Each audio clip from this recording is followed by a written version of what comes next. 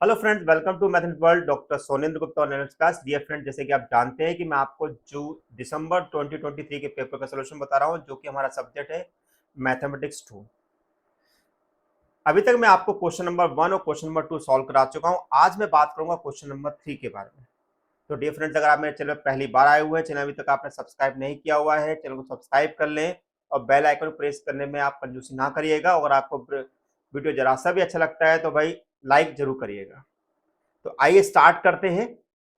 Start करने से पहले मैं आपको एक चीज बताना चाहूंगा कि आप जब वीडियो देखें तो आप वीडियो को बिल्कुल भी स्किप ना करें और हाई क्वालिटी पे देखें, जिससे कि आपको अच्छी तरीके से जो वर्ड्स वगैरह हो वो अच्छी तरह से आप उसे देख सकते हो।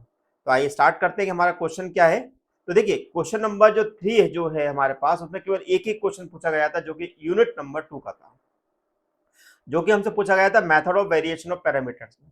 आप क्वेश्चन नंबर 3 को आप ध्यान से देखेंगे, क्वेश्चन नंबर 3 को अगर आप ध्यान से देखेंगे तो इसमें आपको दिखाई देगा कि भाई क्वेश्चन नंबर 3 जो है, this is solve D square plus 9y equal to tan 3x by using the method of variation of parameter, जो कि आपको 14 मार्क्स का पूछा गया था यूनिट नंबर 2 से।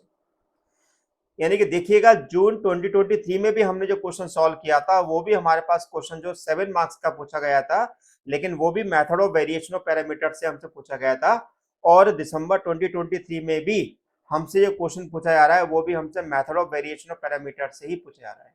तो यहाँ पर एक बात ये बहुत इंपॉर्टेंट चीज निकल के आई है कि हमारे पास method of variation of parameter जो है, one of the most important topic of from unit number 2, जो यूनिट नंबर 2 से एक बहुत इंपॉर्टेंट टॉपिक है। तो आइए हम सॉल्व करते हैं कि ये किस प्रकार सॉल्व किया जाता है। ठीक है, तो क्वेश्चन नंबर 3 हमारा है, this is a d2 plus 9y equal to tan 3x by using the method of variation of parameter। जब भी अगर मैं कोई क्वेश्चन अगर method of variation of parameter से करना है तो उसका एक वर्किंग रूल होता है। उस वर्किंग रूल को आप ध्यान से आप लेक्चर कमेंट बॉक्स में देख लेना कि उसको किस प्रकार से सॉल्व किया जाता है, एक चीज। दूसरा ये है कि अगर उस मेथड के अकॉर्डिंग अगर हम चलते हैं तो method of variation of parameter के अकॉर्डिंग हमको अपनी इक्वेशन को जो है कंपेयर करना पड़ता है। This is a d2y upon dx square plus p dy by dx plus qy equal to r से। ओके, अब जैसे कि हमको यहाँ पर d2 9 प्लस y को tan 3x से दिया, तो हमने उसको लिख दिया d2y by dx square plus 9y equal tan 3x। अगर मैं इस इक्वेशन को अगर इससे कंपेयर करूं तो आप क्या देखते हैं कि p की वैल्यू मेरे पास आ रही है 0, क्योंकि मेरे क्वेश्चन में dy बाई dx नहीं दे रखा है। यानी कि dy बाई dx का जो कोफिशिएंट है वो हमारे पास क्या होगा, वो 0 हो जाएगा। ओके, अब q की जो वैल्यू है वो मेरे को क्वेश्चन में 9 दे रखी है, और जबकि r जो दे रखा है वो tan 3x दे रखा है। अब हम क्या करेंगे, हमारे पास by the method of variation of parameter के अकॉर्डिंग हमें सबसे पहले निकालना पड़ेगा CF, क्योंकि जब तक CF नहीं निकलेगा तब तक हम वहां पर u और v की वैल्यू को नहीं निकाल पाएंगे, और उसके आगे हमारा method of variation parameter applicable होता है। ओके, तो अब हमने यहाँ पर क्या किया, इक्वेशन नंबर 1 को हमने लिख दिया d2 plus 9y equal tan 3x। तो हमारी ऑक्सिलरी इक्वेशन आ जाएगी m square plus 9 equal to 0। अगर m square plus 9 equal to 0, इसका मतलब ये होगा कि m इक्वल टू मेरे को मिलेगा प्लस माइनस 3i। क्या मिलेगा, प्लस माइनस 3i मिलेगा। तो इसका मतलब ये हुआ कि हमारे पास जो CF जो होगा वो हमारा लिखाएगा C1 cos 3x plus C2 cos sin 3x, right. अब C1 के साथ जो मल्टीप्लाई में रहता है वो हमारा कहलाता है U। क्या कहलाता है, U। और C2 के साथ जो मल्टीप्लाई में रहता है वो हमारा कहलाता है V।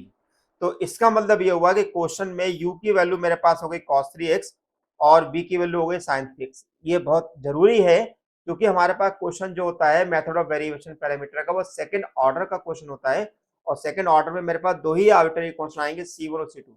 तो C1 के साथ जो मल्टीप्लाई में आएगा वो U कहलाएगा, और C2 के साथ जो मल्टीप्लाई में आएगा वो V कहलाता है हमारे पास, राइट। अब U का डेरिवेटिव निकाल दो, कितना है, U dash equal to minus 3 sin 3x और V dash equal to 3 cos 3x।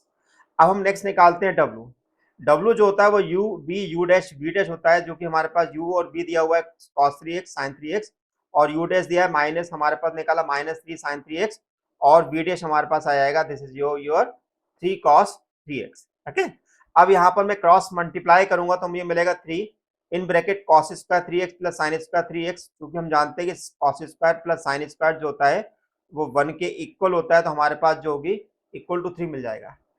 एक बात का ध्यान यहाँ पे रखना है कि हमारे पास यहाँ पर जो W निकाल रहे हैं वो W की वैल्यू हमेशा नॉट इक्वल टू 0 ही आना चाहिए। अगर W की वैल्यू अगर 0 आ गई तो ऐसी कंडीशन में हमारा method of variation of parameter जो होगा वो एप्लीकेबल नहीं होगा और यही इसका फेलियर केस भी कहलाता है। अब हम इसका सपोज करेंगे कंप्लीट सोल्यूशन, वो होता है हमारे पास y equal to A U plus B B, जहां पर u हमारे पास है cos 3x और b हमारे पास दिया हुआ है sin 3x। अब यहाँ पर हमारे पास जो a और b जो है वो अननोन वैल्यूज हैं जिनकी वैल्यू को हम फॉर्मूला मेथड से निकालते हैं। अब वो फॉर्मूला हमारे पास क्या होगा, अगर आपको याद होगा मैंने आपको जून 2023 में ये क्वेश्चन कराया हुआ है, तो हमारे पास वहां पर हमारे पास a और b निकालने का जो तरीका होता है, तो a का फॉर्मूला हमारा होता है dA by D X equal to minus B R upon W, और अगर मैं इसको इंटीग्रेट कर देता हूं तो a इक्वल टू में मिलेगा integral minus B R upon W D X plus C. अब मेरे पास b क्या है भाई, b मेरे पास है साइन 3x, तो मैंने साइन 3x रख दिया।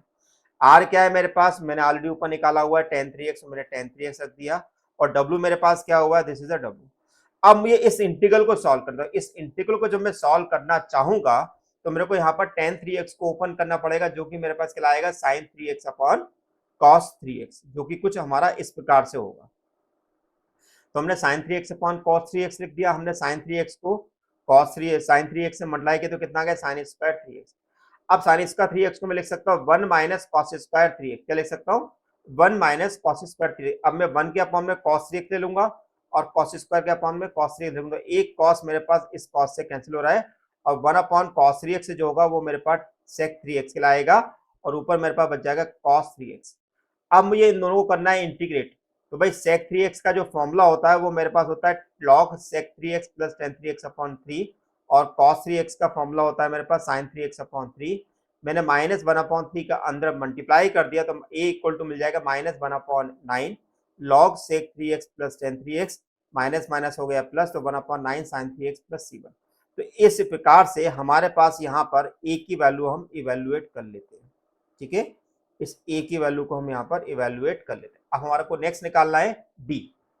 अब b का फॉर्मूला हमारा क्या होता है, this is the db by D X equal to U R upon W. ध्यान रखिएगा, फॉर्मूले को अच्छी तरह याद करिएगा, किस प्रकार से क्या वर्किंग रूल चल रहा है वो आप ध्यान रखिएगा। और अगर आपने मेरे चैनल को अभी तक सब्सक्राइब नहीं किया तो भाई चैनल को सब्सक्राइब कर लो, और भाई लाइक करने में कंजूसी बिल्कुल भी नहीं करनी है। तो b हमारे पास हो जाएगा integral U R upon W D X. अब u मेरे पास है cos 3x और r मेरे पास है tan 3x। tan 3x का मतलब होता है sin 3x upon cos 3x। अब देखेंगे कि इस cos से मेरे पास ये cos कैंसिल हो रहा है, तो मेरे पास जो इंटीग्रल हो गया वो मेरे पास केवल sin 3x बचा, और sin 3x का मैं इंटीग्रल जानता हूँ वो होता है मेरे पास माइनस cos 3x अपॉन 3। तो ओवरऑल मेरे पास जो b की वैल्यू आ गई वो मेरे पास आ गई minus 1 upon 9 cos 3x plus c2। अब जो हमारे पास a और b आए हुए हैं, इन्हें a और b को उठा के हम क्या रखेंगे, इक्वेशन नंबर 2 में रख देंगे। कहां रख देंगे भाई, इक्वेशन नंबर 2 में हम सब्स्टिट्यूट कर देंगे। तो भाई a और b की वैल्यू को हमने इक्वेशन नंबर 1 में सब्स्टिट्यूट किया कुछ इस प्रकार से, minus 1 upon 9 log sec 3x plus tan 3x plus 1 upon 9 sin 3x plus c1 into cos 3x, जो कि हमारे पास a के साथ मल्टीप्लाई था। देन b की वैल्यू होगी minus 1 upon 9 cos 3x plus c2 sin 3x। अब जब हम जो क्वेश्चन सॉल्व करेंगे तो यहाँ पर c1 cos 3x और c2 sin 3x को हम पहले लिखेंगे इस तरह से, है ना।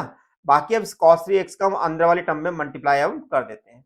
तो भाई पहली वाली टर्म में करेंगे तो कितना आएगा, minus 1 upon 9 log sec 3x plus tan 3x cos 3x, और इस वाली टर्म में करेंगे तो मेरे पास आएगा 1 upon 9 sin 3x cos 3x, और इसमें अगर हम sin 3x का करेंगे तो ये मिलेगा। तो ये दोनों हमारे पास कैंसिलेशन में आ रहे हैं। तो इस प्रकार से हमारे पास फाइनल आंसर हो गया, this is y equal to c1 cos 3x plus c2 sin 3x minus cos 3x, हम दोनों में हमारे पास कॉमन हमारे पास आ गया बाहर, तो cos 3x upon 9 log sec 3x plus tan 3x। तो चूंकि ये क्वेश्चन 14 मार्क्स का पूछा गया था, तो ये हमारे पास एक ही क्वेश्चन था जिसमें हमारे पास ये पूरी की पूरी यूनिट हमारी यूनिट नंबर 2 कवर कर ली गई थी। तो डियर फ्रेंड्स, आपको मेरा वीडियो लेक्चर ये कैसा लगा है? अगर आप मेरे चैनल पहली बार आए हैं तो फिर से मैं आपको बता दूं, भाई मेरे चैनल को आप सब्सक्राइब कर लीजिएगा, चैनल बेल आइकन को प्रेस कर लीजिएगा, जिससे कि आपको फर्दर नोटिफिकेशन मिलता रहे। और वीडियो अगर आपको जरा सा भी अच्छा लगा है तो अपने फ्रेंड के साथ शेयर करना ना भूलिएगा। तो thank you for watching my channel, doctor Sunil Gupta. Thank you so much.